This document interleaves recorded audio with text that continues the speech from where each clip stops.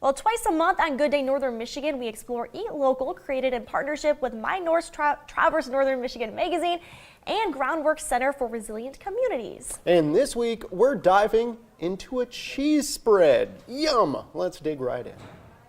Hi, I'm Kara McDonald. I'm here in the Esperance Community Teaching Kitchen with Chef Dan Compton of Farm Club.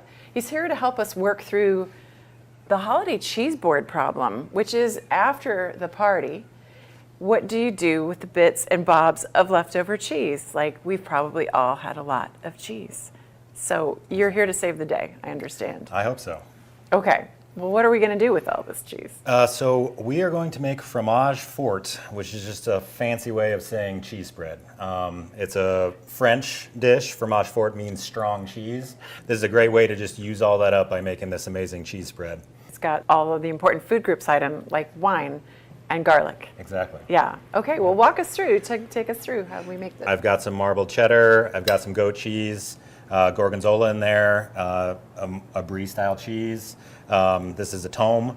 Just kind of whatever you have. You're going to want to have, I would say, at a minimum, 3 cheeses maybe, just to sort of round out the flavors of everything. And what about soft and hard? Do you have to have a bit of a mix? I would say a bit of a mix is going to leave you with a better result. You're going to want some softer cheeses just for your texture when we blend this up. If you're dealing with all just harder cheeses, it's going to work. It'll taste great. I think if you have a little bit of milk or cream stashed and left over in your fridge from making those mashed potatoes or what have you, you might need to add a splash of that just to loosen it up. But if you've got a couple of soft cheeses like your Chev or a brie, even the gorgonzola is soft enough, you're going to get enough moisture in there that it'll blend up perfectly. Oh, that makes sense. Yeah.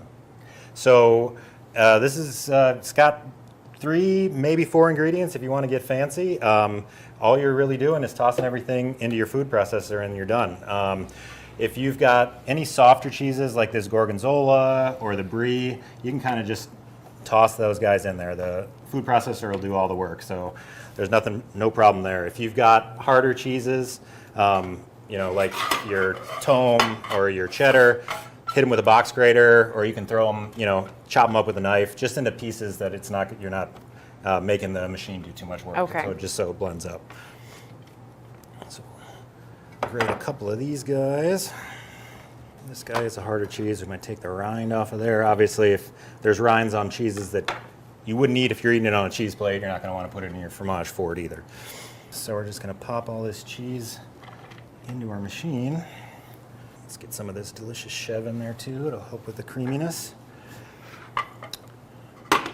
And then really all else we're doing to this is we're going to add a little white wine for flavor. I've got a Riesling here. I would say any dry to semi-dry wine is going to work great. I wouldn't go into dessert wine territory. Just sweet cheese is going to be kind of odd. But I mean, this is just for taste and for texture. I'm going to start with a couple tablespoons, maybe a quarter cup. If you got more cheese, add more wine. And then clove of garlic, just for flavor. I like to use a microplane for garlic, especially for something like this. It's way easier than getting out your cutting board and your knife and chopping it all up. And this way, you're also assured that your garlic is sort of evenly dispersed through there, and you don't end up with big chunks that the food processor misses when you're blending up your cheese. What I like to call the garlic surprise. Exactly. Maybe a little seasoning, a little salt and pepper. Your cheese obviously has a lot of salinity to it, so you're not going to need a lot, but just to kind of punch up the flavors. I like a generous amount of pepper in this, but to your taste. And we're just going to buzz it up.